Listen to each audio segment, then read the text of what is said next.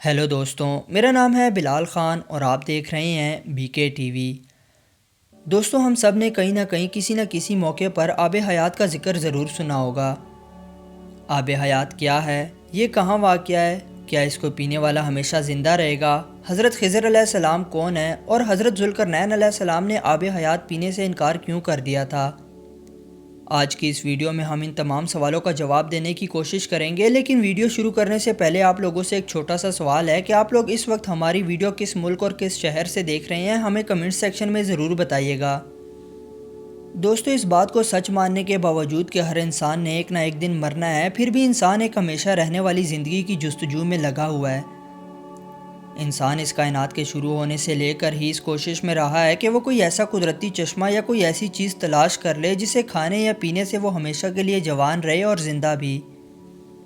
اسی لیے اگر انسانی تاریخ کو اٹھا کر دیکھا جائے تو بے شمار قصے کہانیوں میں ایک چشمے کا ذکر کیا جاتا ہے جسے آب حیات کہتے ہیں۔ آب حیات کا ذکر انسانی تاریخ کے ساتھ ہی شروع ہو جاتا ہے اور اس کی یہ خصوصیت بیان کی جاتی ہے کہ جو بھی اس کو پیے گا یا غسل لے گا وہ ہمیشہ کے لیے زندہ رہے گا۔ دوستو، اسلام سے پہلے بھی فارسی، عربی اور بہت سی اور قدیم روایات اور زبانوں میں آب حیات کا ذکر ملتا ہے، جبکہ بعض احیائے اسلام میں بھی آب حیات کا تذکرہ کیا جاتا ہے۔ جن قدیم روایات اور قصے کہانیوں میں اس کا ذکر کیا جاتا ہے، ان میں 3 اشخاص کا تذکرہ کیا جاتا ہے جو آب حیات تک پہنچے۔ ان میں حضرت خضر علیہ السلام، حضرت الیاس علیہ السلام اور حضرت ذوالقرنین علیہ السلام شامل ہیں۔ قصے کہانیوں میں کہا جاتا ہے کہ آب حیات حضرت خضر علیہ السلام اور حضرت الیاس علیہ السلام کو نصیب ہوا اور اس طرح انہوں نے کبھی نہ ختم ہونے والی زندگی حاصل کر لی۔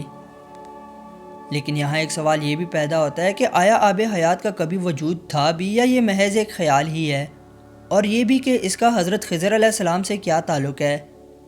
یہ مسئلہ اتنا سنگین ہے کہ محدثین کی رائے بھی ایک دوسرے سے مختلف ہے، کیونکہ کچھ محدثین کا کہنا ہے کہ حضرت خضر علیہ السلام نے آب حیات پیا ہے، جبکہ کچھ کا خیال ہے کہ آب حیات کا تصور موجود ہی نہیں ہے۔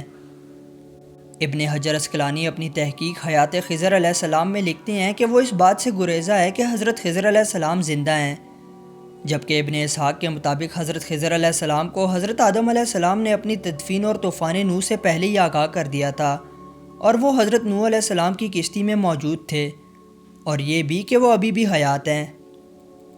اس بحث کو منطقی انجام تک پہنچانے کے لیے سورہ کاف میں ذکر کیا گیا ہے کہ حضرت موسیٰ علیہ السلام کو حکم ہوا کہ ہمارا ایک بندہ ہے جو تجھ سے بھی بڑا عالم ہے، جس پر حضرت موسیٰ علیہ السلام نے عرض کرتے ہوئے کہا کہ اے 2 جہانوں کے بادشاہ، میں اس تک کیسے پہنچوں گا؟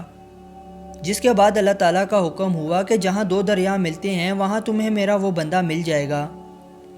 چنانچہ جب حضرت موسیٰ علیہ السلام البحرین یعنی وہ جگہ جہاں بحر روم اور فارس آپس میں ملتے ہیں پہنچے تو وہاں انہیں اللہ کا نیک بندہ دکھائی دیا۔ حضرت موسیٰ علیہ السلام نے اس شخص سے عرض کرتے ہوئے کہا کہ میں موسیٰ ہوں، بنی اسرائیل کا نبی۔ تفسیر ابن کثیر کے مطابق حضرت موسیٰ علیہ السلام جس شخص سے ملے تھے وہ حضرت خضر علیہ السلام تھے، جس کے بعد انہوں نے اکٹھے سفر کیا۔ دوستو، جب حضرت موسیٰ علیہ السلام کو حکم ہوا کہ حضرت خضر علیہ السلام سے جا کر ملو تو اس کے ساتھ انہیں یہ بھی حکم ہوا کہ اپنے ساتھ ایک مچھلی بھی لے جانا، اور جہاں وہ مچھلی تم سے گم ہو جائے تو سمجھ جانا کہ وہ شخص وہیں پر موجود ہے۔ چنانچہ جب حضرت موسیٰ علیہ السلام بحرین پہنچے تو آب حیات کی چھینٹیں پڑنے سے مچھلی اللہ کے حکم سے زندہ ہو گئی اور پانی میں چلی گئی۔ اب سوال یہاں یہ پیدا ہوتا ہے کہ آب حیات کی چھینٹیں پڑنے سے مچھلی زندہ ہو گئی تو حضرت خضر علیہ السلام تو وہیں پر مقیم تھے، تو ظاہر سی بات ہے کہ انہوں نے ضرور اس پانی سے استفادہ کیا ہوگا۔ دوستو، آب حیات اور حضرت موسیٰ علیہ السلام کا واقعہ حضرت ذوالقرنین علیہ السلام سے بھی وابستہ ہے۔ حضرت خضر علیہ السلام حضرت ذوالقرنین علیہ السلام کے وزیر اور علمبردار بھی رہے ہیں۔ حضرت ذوالقرنین علیہ السلام نے پرانی کتابوں میں پڑھ رکھا تھا کہ سام بن نوح علیہ السلام کی اولاد میں سے ایک شخص آب حیات پیے گا اور بس پھر اسے کبھی موت نہیں آئے گی۔ اس لیے ذوالقرنین علیہ السلام نے اس شخص کی تلاش کے لیے مغرب کا سفر کیا۔ حضرت ذوالقرنین علیہ السلام کو یہ علم تھا کہ چشمہ حیات اندھیروں میں کہیں موجود ہے، جسے آج سائنس بلیک ہول کہتی ہے، لیکن اس کے ساتھ ساتھ انہیں یہ بھی معلوم تھا کہ وہاں ایک چشمہ نہیں ہے بلکہ 360 ہیں۔ چنانچہ ذوالقرنین علیہ السلام نے اپنے لشکر سے 360 افراد کو منتخب کیا اور انہیں ایک ایک مچھلی پکڑا کر ایک حکم جاری کیا۔ حکم یہ تھا کہ ہر شخص اپنے چشمے میں غوطہ لگائے گا اور اس کے بعد وہ اپنی مچھلی مجھے پیش کرے گا۔ جس کے بعد حضرت خضر علیہ السلام کی سربراہی میں ان افراد کو چشموں کی طرف روانہ کر دیا گیا۔ تمام افراد نے غوطہ لگانے کے بعد اپنی اپنی مچھلی حضرت ذوالقرنین علیہ السلام کو پیش کر دی، سوائے حضرت خضر علیہ السلام کے۔ جب حضرت خضر علیہ السلام سے مچھلی کے بارے میں دریافت کیا گیا تو انہوں نے جواب دیتے ہوئے کہا کہ جب میں غوطہ لگا رہا تھا تو مچھلی اچانک سے زندہ ہو گئی اور وہ پانی میں ہی کہیں گم ہو گئی، جس پر حضرت ذوالقرنین علیہ السلام نے کہا کہ وہ چشمہ حیات تمہارے نصیب میں تھا۔ دوستو، تفسیر ابن کثیر میں روایت ملتی ہے کہ حضرت ذوالقرنین علیہ السلام حضرت ابراہیم علیہ السلام کے دور میں تھے اور انہوں نے ایک ساتھ خانہ کعبہ کا طواف بھی کیا تھا۔ اس سے یہ صاف ظاہر ہوتا ہے کہ حضرت خضر علیہ السلام بھی حضرت ابراہیم علیہ السلام کے دور میں تھے، جبکہ ایک اندازے کے مطابق حضرت ابراہیم علیہ السلام اور حضرت موسیٰ علیہ السلام کے درمیان 600 سال سے بھی زائد کا فرق ہے۔